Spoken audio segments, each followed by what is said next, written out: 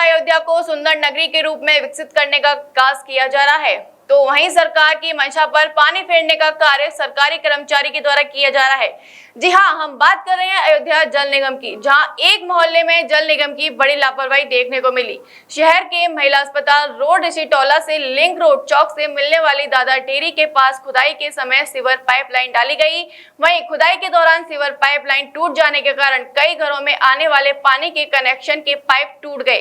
पानी न आने के कारण इस भीषण गर्मी में मोहल्ले वासियों को इसका खामियाजा झेलना पड़ रहा है और घरों के रोड पर एक बड़े से गड्ढे से पानी लगातार बह रहा है, जिसकी तस्वीर आप खुद वीडियो में देख सकते हैं। मोहल्ले वासियों ने कई बार शिकायत की, लेकिन अभी तक जल निगम के द्वारा कोई समाधान नहीं हो पाया। इस दौरान मोहल्ले वासियों ने बड़ा आरोप लगाते हुए कहा कि इस तरह का कार्य जल निगम द्वारा किया गया है, जिसका खामियाजा हम लोगों को झेलना पड़ रहा है। घरों में पानी नहीं आ रहा, कई बार शिकायत करने के बावजूद भी अभी तक इसका काम नहीं कराया गया। उनका आरोप है कि जलकल विभाग के JEE Vivek Kumar sewer pipe line का काम करा रहे थे, उसी दौरान पाइप लाइन टूट गई थी और उस टूटी पाइप लाइन को नहीं खोज पाए। उन्होंने 150 मीटर रोड बनवा डाली, लेकिन वह भी उच्च गुणवत्ता मटेरियल से नहीं बनी थी, बल्कि 1.5 महीने पहले बनी रोड अभी से उखड़ने लगी। हालांकि रोड तो बनी, लेकिन पानी की पाइपलाइन टूटी छोड़ दी, जिसमें लगातार पानी बह रहा है और एक बड़े से गड्ढे को छोड़कर चले गए। जल निगम की तरफ से आए हुए थे जेई साहब, और इसको सड़क भी बीच में छोड़ दिए और यहाँ करीब 7-8 फीट गहरा पाइप अंदर है और कई लोगों का नल भी टूट गया है और जो अंदर पाइप पड़ा हुआ सीवर का वो भी टूटा पड़ा हुआ है और यहाँ बनाने की कोई कोशिश नहीं की जा रही। जल निगम वाले कोई कोशिश नहीं कर रहे हैं, आते हैं तो केवल घूस मांगते हैं, पैसा मांगते हैं।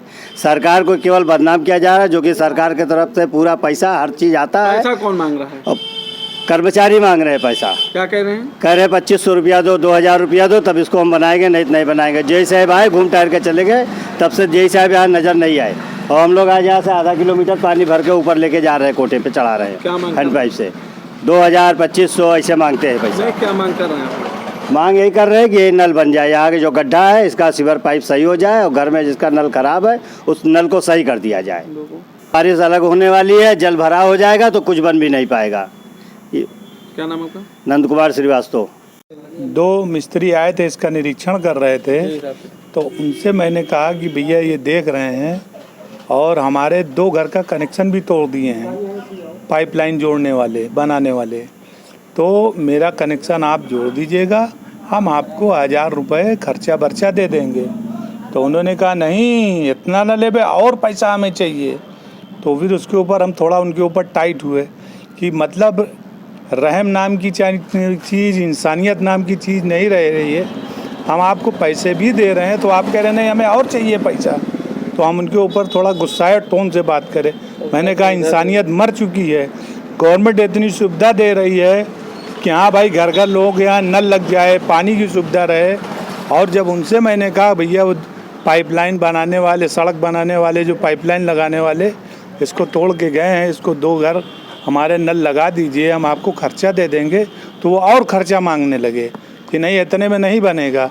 तो सर हमें इस बात को बड़ी तकलीफ़ हुई कि बताइए कि कोई इंसानियत नहीं रहेगी, इतनी गर्मी है, गवर्नमेंट खुद घर घर जा कर के सुविधा दे रही है कि किसी के यहाँ पानी की दिक्कत ना हो, लाइट की दिक्कत ना हो, नल लग जाए। और कर्मचारी इस तरीके से बात कर रहा था, आदेश करें और उस कर्मचारी को समझाएं कि इंसानियत रखे, इंसानियत से रहे, गवर्नमेंट उनको तनख्वाह देती है।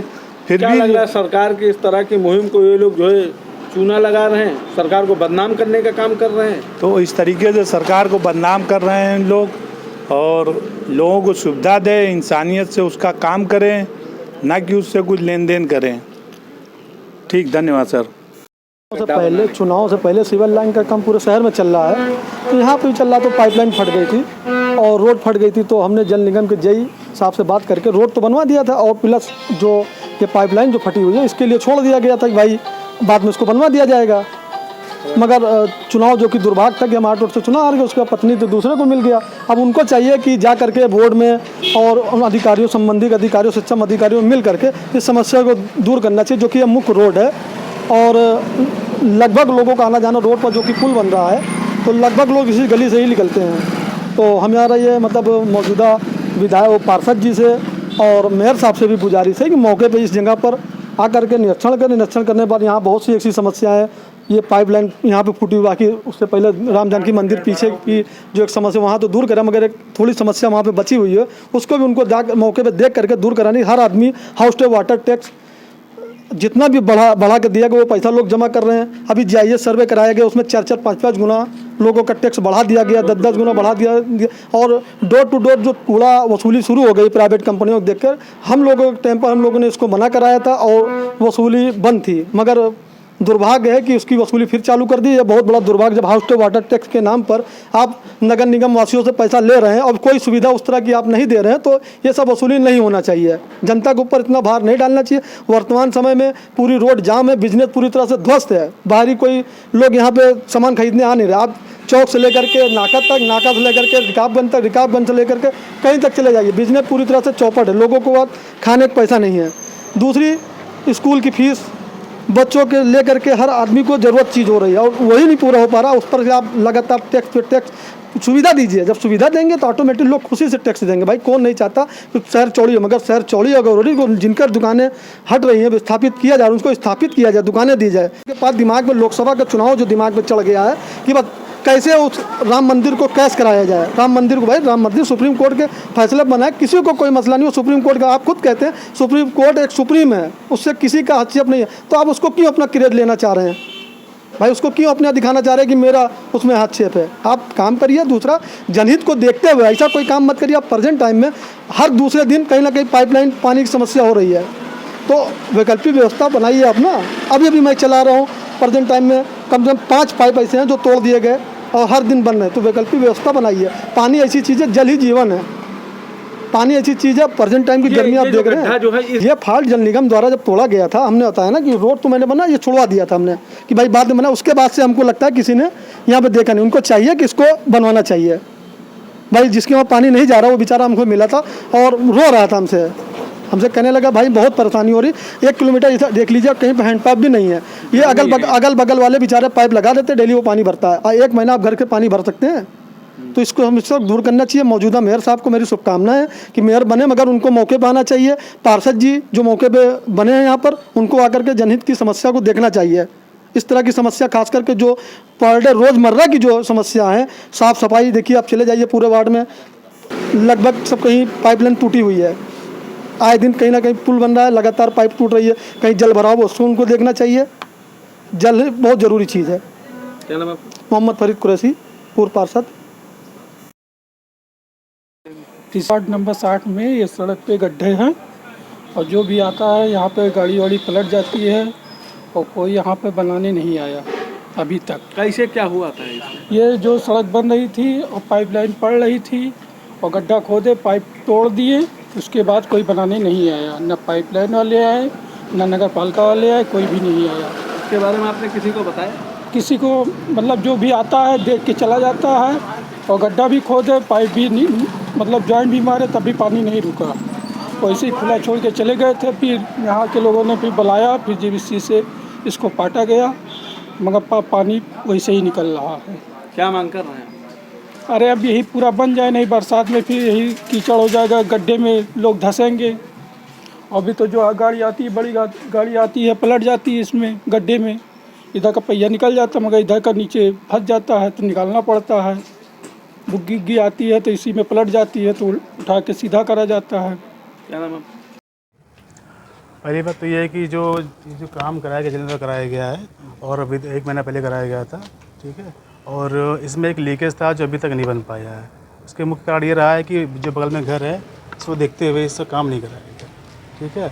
और इसको देखते हुए जो है विदिन वीक में इसको काम करा दिया जाएगा लीकेज का। तो उसका ये था कि हम पूरी पाइपलाइन उखाड़ के फिर नहीं डाल दें, जो कि पॉसिबल नहीं है ना।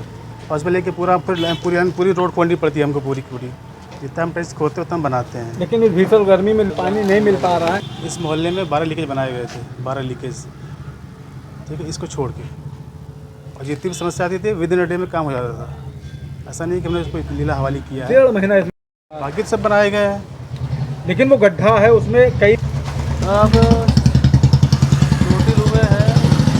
आप देखिए बोरियां जो यहाँ पर देखिए चावल पूरा गिरा हुआ है, और ये गड्ढा है, वो गड्ढे की तरफ भी दिखाएं कि किस तरीके से गड्ढा है, और लोग बैटरी रिक्शा लेकर के आते हैं और उसमें दुर्घटना घटती है। हमारे पास दो ही रास्ते हैं, या तो हम जो जहाँ से लाइन स्टार्ट हुआ है उसको बंद कर दे लाइन को, ठीक है, क्योंकि ये जो पाइपलाइन पड़ी हुई है काफ़ी गहराई में पड़ी हुई है।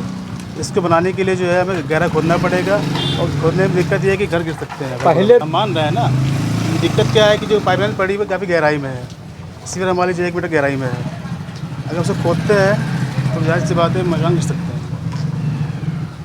क्या अब मानते गलती हुई है, इसको हम विदिन अभी बनवा देंगे। क्या नाम है? विवेक कुमार। इस पर आप हैं जी। श्री राधा माधव टीवीएस शोरूम्स आपके लिए लाया है बेहतरीन ऑफर। टीवीएस के चुनिंदा 6 नए वाहन अत्याधुनिक टेक्नोलॉजी से लैस और 0% ब्याज के साथ भी।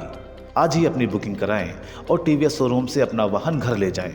हमारे चुनिंदा 6 नए वाहन Ronin, Apache 310, Jupiter, Ntorq, Apache sports bike. साथ ही पाएं बेहतरीन एक्सचेंज ऑफर। किसी भी कंपनी का पुराना 2 व्हीलर दें और बदले में नई चमचमाती 2 व्हीलर घर ले जाएं। श्री राधा माधव टीवीएस मथुरा का सबसे अत्याधुनिक सर्विस सेंटर, जहां बेहतरीन मशीनों के साथ संतुष्ट तरीके से वाहन की रिपेयरिंग की जाती है।